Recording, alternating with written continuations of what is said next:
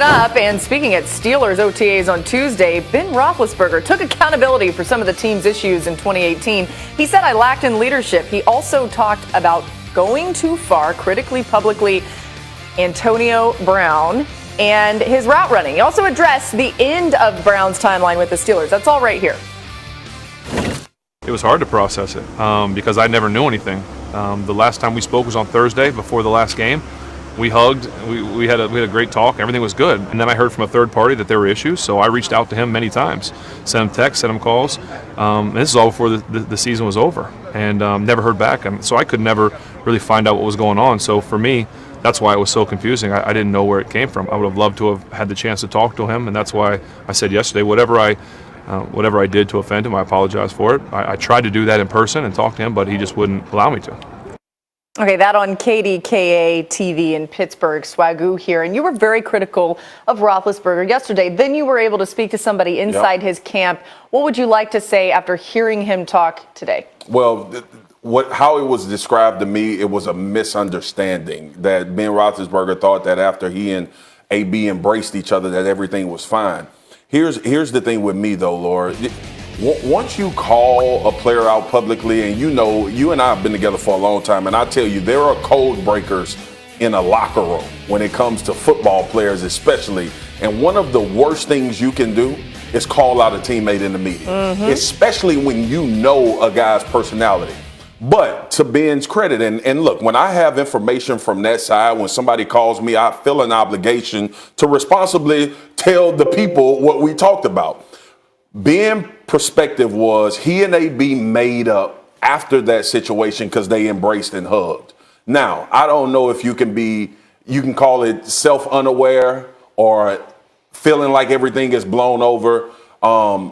It took a long time for him to respond to this, but you had to know AB had a problem with what you said. Right, like that to me is the weirdest thing, the timeline here. I understand where Ben's coming from if he says that he thought they had made up, but he also knows AB really well. He's been with this guy forever. As you pointed out earlier in the show, they made each other's careers. So why he wouldn't think that AB would give it up is bizarre to me. And see, going further, right, you can think everything is fine and dandy after you embrace. But it was weeks that AB continued the onslaught of Ben and the Pittsburgh Steelers. And people think you absolving Antonio Brown for the foolishness that he did, because he broke some cardinal rules to football as well, like not showing up for a game and doing all of this stuff. But with that being said, in this particular situation, I just don't know how you sit idle and let a guy attack your character without saying anything. Quickly, so obviously Ben is a veteran in the NFL. Do you think he has learned some things about leadership that can be applied this year for the Steelers? Well, he has to. Now, when he talked about leadership in his interview, he alluded to the fact that they didn't make the playoffs. Right. But leadership goes far beyond that. And one part of that leadership, and I'm sure he'll learn going forward, is to address situations when they do get out publicly to say everything is fine. Because, look, AB is not the only guy. He called out a rookie, James Washington. It was about making the kid better based on what his side told me. But with that being said, man, you cannot be out here talking about your teammates publicly. Okay, Swagoo, reporter, analyst, he does it all. Give it to me. Let's get back to basketball. Are you able to cross? Okay, his suit is actually going to split. I just heard rips over here, Greeny, so save us. All right, glad y'all went away. My thigh was about That's his to give out. version of the lotus position. Anyway, speaking on a conference call yesterday, Pelicans boss David Griffin shot down the notion that Zion Williamson would need to be convinced to come play in New Orleans. He also talked about his confidence that Anthony Davis might be convinced to stay. Listen to this. We're very confident that we have a compelling situation for him here. And if winning is what he is indeed all about, which we have every reason to believe, we feel confident that we can create the right and are creating the right environment for Anthony and frankly for high caliber players of all types. In the case of Zion Williamson, sat with he and his family the night of the lottery. Alvin and I were also together in interviewing John Morant. I think because we've sat with those kids who are both incredible human beings and all about all the right things, we know unequivocally that either one of them would be thrilled to join us in New Orleans, and they're both very much excited about the concept. All right, so I'm excited to talk about this here. Jay Willow will include you in the conversation. We talked about this a little bit earlier this morning. The Zion piece, let's put that beside it. He's going to New Orleans, yes. And there's nothing even really to discuss there. But the idea that maybe the Pelicans can figure out a way with the addition of Zion and whatever else they do to make Anthony Davis want to stay. What is your sense of the chances that might happen? I don't think it's great. Because I think whatever they would have to do would have to be before the draft, because I think the value would then all of a sudden go down a little bit because they would have more leverage on their position. I think David Griffin has all the leverage right now. I kind of see this as a move, like, are you going to get a return? Or unless you think you can talk him into it. But everything that I've been hearing from their camp is that, hey, we're still status quo. We're still in the same direction that we were, a month ago before we found out the news that we were going to get Zion.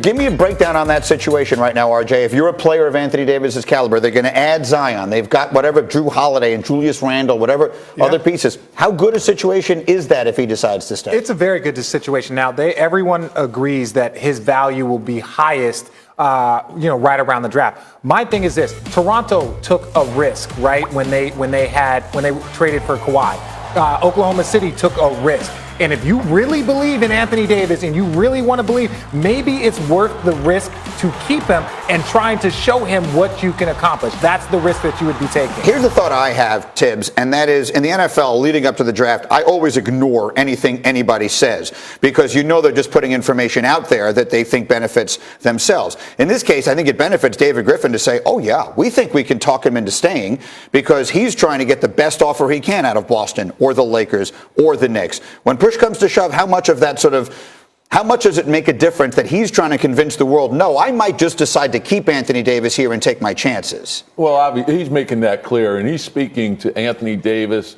He's speaking to people that he's going to possibly be trading him to, but he needs the information from Anthony Davis. He has to have a sit down with him to find out if he can save this. It appears that Anthony Davis has already made up his mind that he wants out. Now, you got to remember, Anthony Davis has been there for a while. He knows how competitive the West is. So he's been through different GMs, different coaches, that sort of thing. To win in the West, you need a lot of talent, and I think Anthony Davis understands that. So if you and I are on the same page in believing that he will get traded before the draft, of what we know of the potential trade packages, which one do you think is the best? If you're sitting where Griffin is sitting, who's got the best to offer? Well, I think the biggest thing is you need to create a bidding war. You need two teams, and obviously I think they would prefer to trade him to the East. Mm-hmm. So you look at who has young assets and where you can get the most value for a player of that magnitude. He's basically a top 5 player in the league. So they're going to want a lot for him. So who is that? Is that Boston? Boston. Boston would be one of the teams, yeah. But how about I'm just throwing the third pick in there because the third pick, which is the Knicks pick, is R.J. Barrett in this draft. And you put Barrett and Zion together, maybe you have something. Potentially, yeah. But if you're also Anthony Davis, if you're sitting there evaluating the West, if we get Julius Randle back, if we get Zion, are we going to beat Denver? Are we going to beat Golden State? No, you're not. If they lose KD, are we going to beat Portland? Yeah. Are we going to beat Utah with their front court with Rudy Gobert and how they play? I understand this, but at the same day, Houston. if you go and team up with Bron, right? If you go team up with Bron, you're not beating Golden State, right? You're still maybe in the middle of the pack because it takes a lot more to get that done. So you can't just look at it as like, are we going to beat these teams? We'll see. One way or another, I think the belief here is that he's going to get traded before the draft. Meanwhile, Saturday, we have a rematch of last year's epic Western Conference final between the Mercury and Storm. It's 3:30 Eastern on ABC, and it's on the ESPN app. The Storm won that series and the WNBA title. In pregame ceremonies, they'll be getting their rings and raising their championship banner. And we hope you'll get up with us tomorrow morning here. Jalen Rose-Stradamus will be back. Tell us where he sees KD next season, how Giannis can bounce back and regain control of the East Final, and NFL camps are underway. But are voluntary workouts really voluntary? That and more. Get up tomorrow morning, every morning on